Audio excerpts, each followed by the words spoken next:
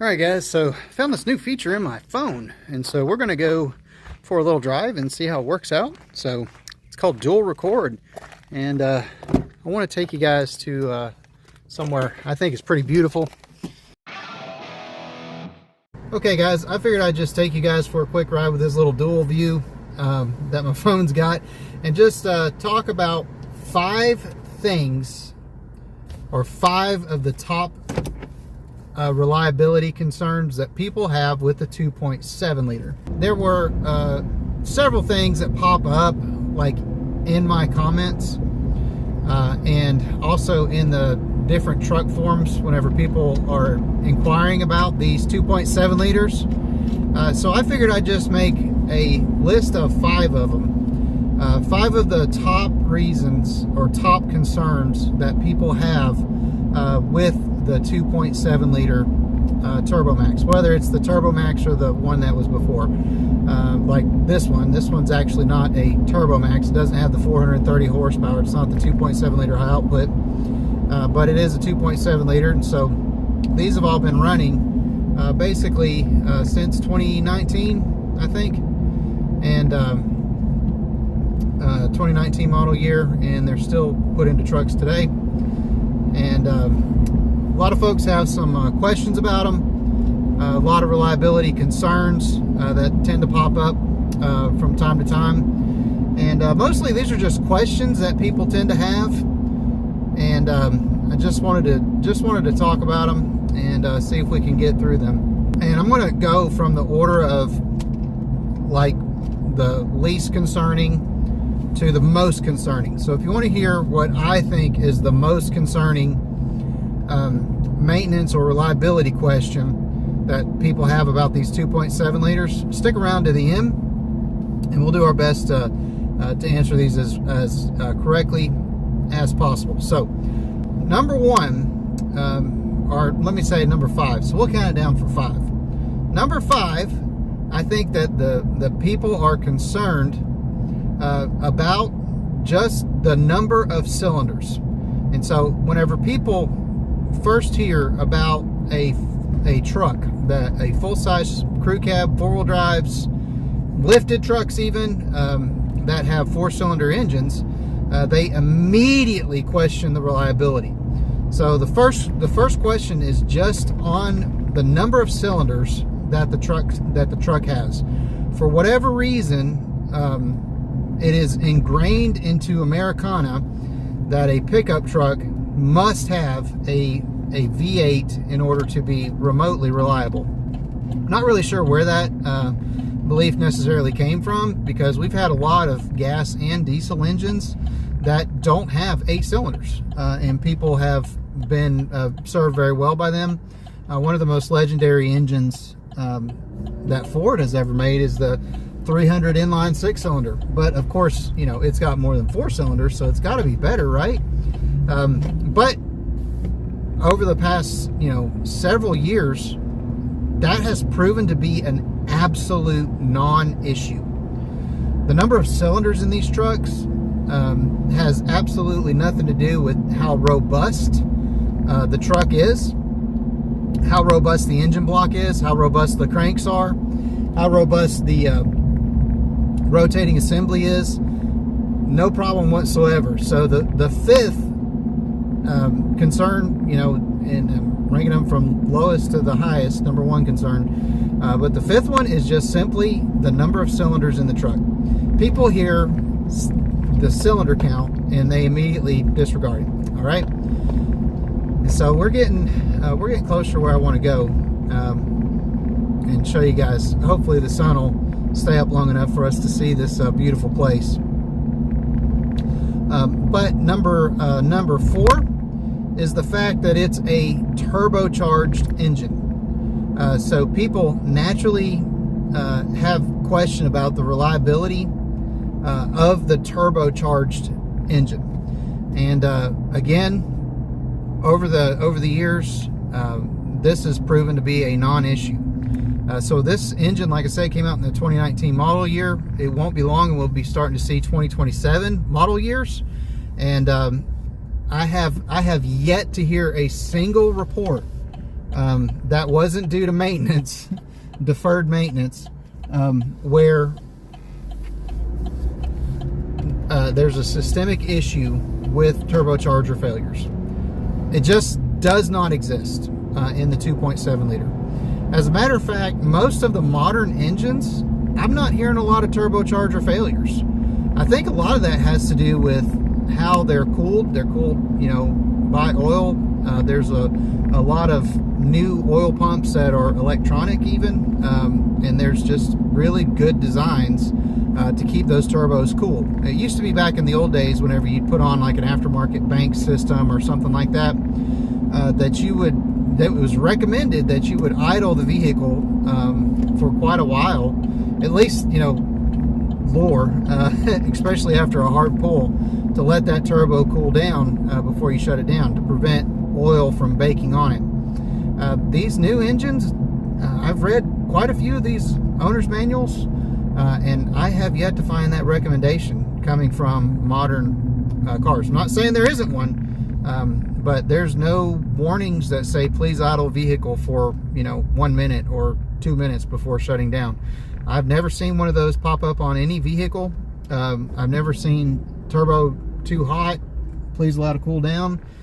So in my mind, the benefits of the turbo way outweigh the possibility of having maintenance issues down the road or something like that. As a matter of fact, turbos are relatively inexpensive, and I consider them pretty much a wear item. I expect, you know, 150-ish thousand miles. It'll probably be time for a turbo in old Silva here. I hope I'm proven wrong.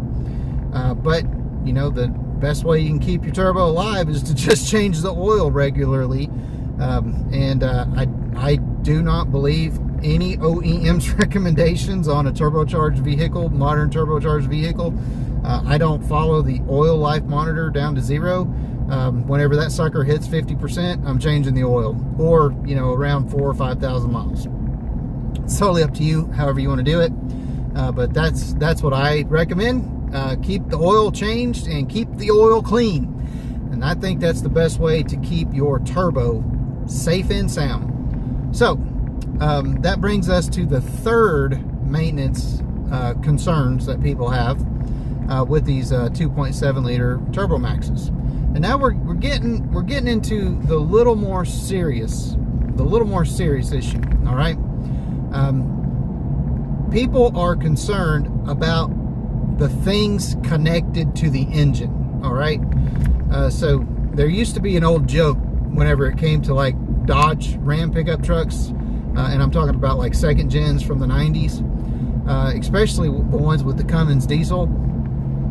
The joke was that the engine is great, but the truck that it's wrapped in will probably rot away before the engine is ever close to being worn out. And I kind of know it was a little cheeky in some places, especially where they, you know, you northern folks have to deal with a lot of salt and grime and stuff like that. And shoot, even down here in Tennessee, we've seen Dodge Rams that are just rusted to pieces. So there's a little truth to that. And so there's the accoutrements that are connected to the vehicle. GMs in the past have historically had rockers rust out pretty regularly. I'm thinking like 2000 model year and newer. I've seen quite a few of those just completely rot out. And so people are concerned about the longevity of the stuff connected to it, not necessarily the engine.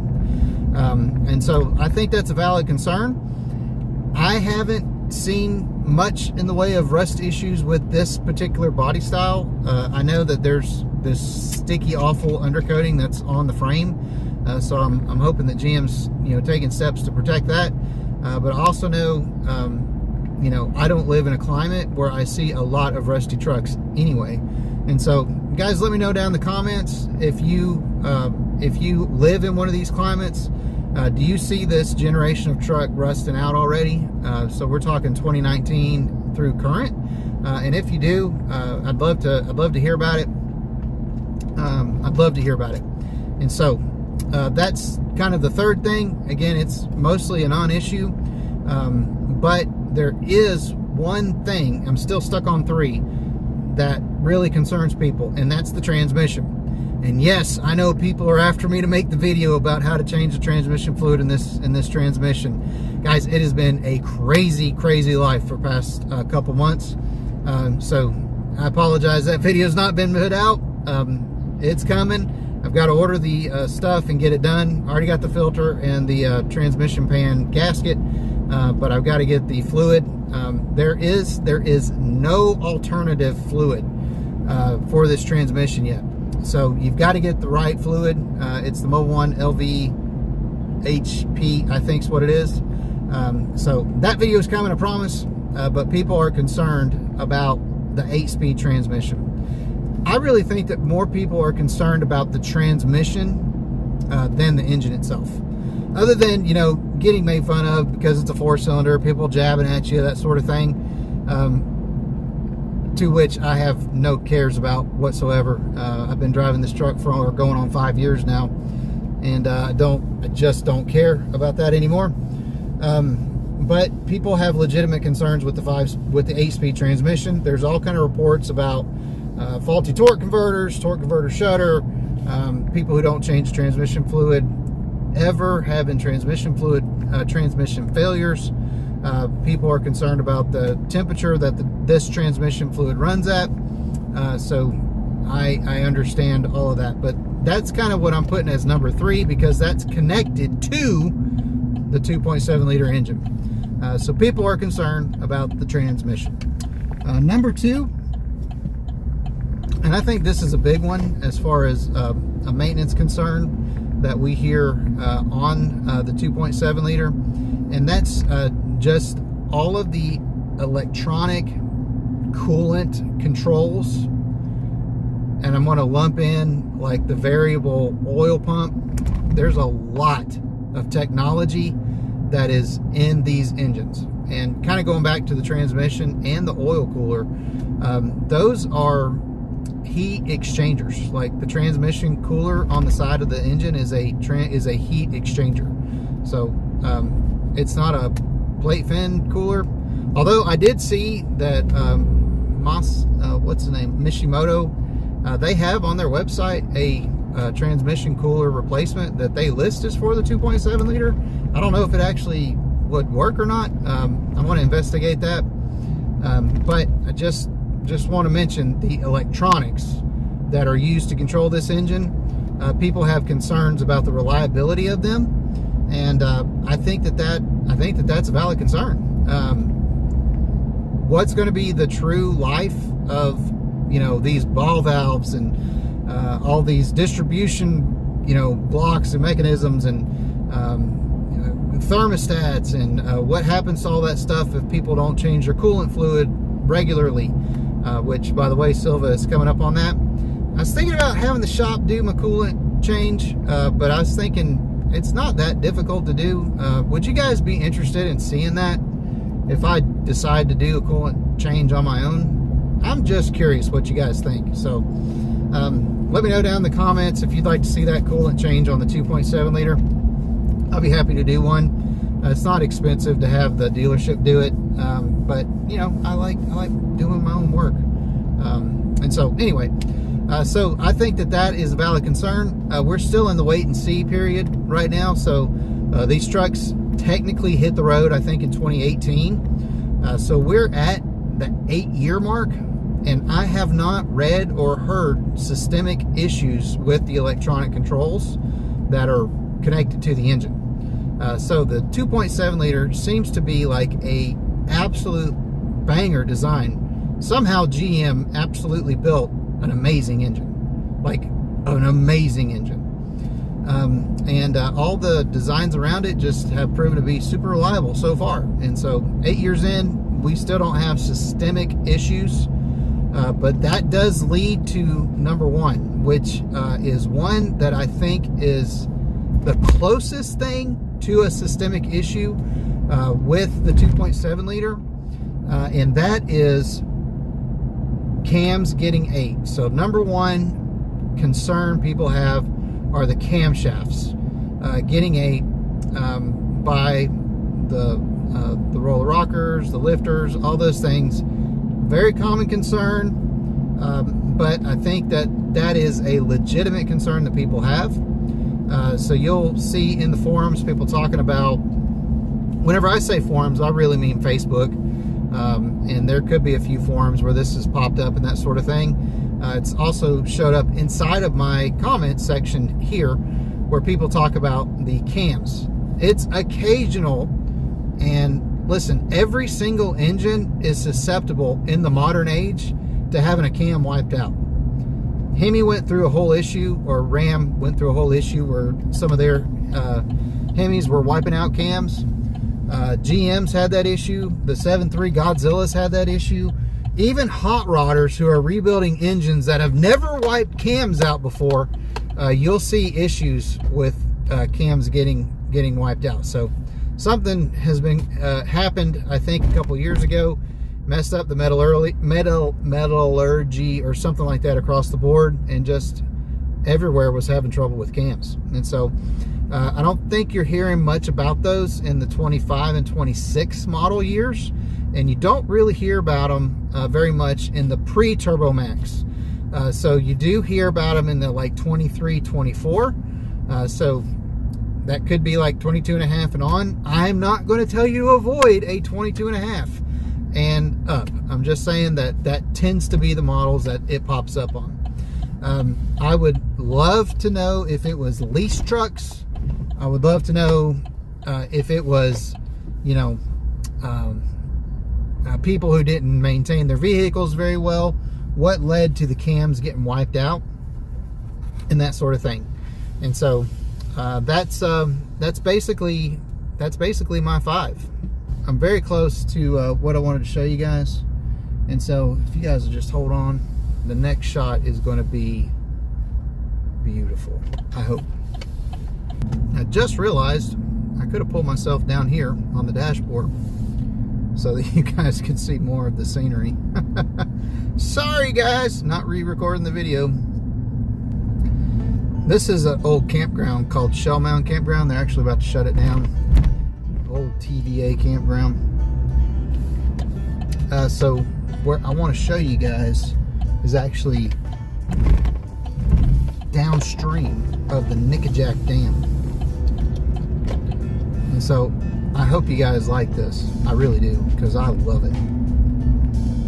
I live in one of the most breathtaking places on earth as far as the view is concerned. And for those of you who have held on to the end, I hope you enjoy this, because I feel blessed in order to live in a place that's just as gorgeous as this. This is actually a pretty popular fishing place. People like to come here and fish.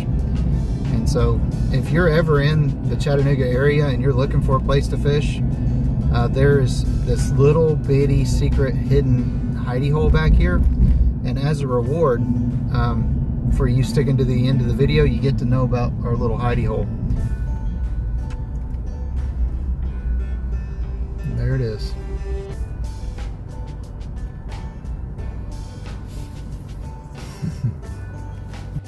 Look at this, guys. So that's the backside of Nickajack Dam, and you can walk all around that. Start way over there in that parking lot, and you can fish all around it, all the way down to the other side of that rock. But I just want you to see the view. It's one of my favorite places here. I know the big structure is kind of ugly, but I love this river. Gorgeous. Anyway guys, I hope you got a little something out of that. If you made it all the way to the end, leave me a little cowboy hat emoji that I'm so fond of. Thank you guys for watching, and I hope you have an amazing day. Go do something good for someone. Take care, guys.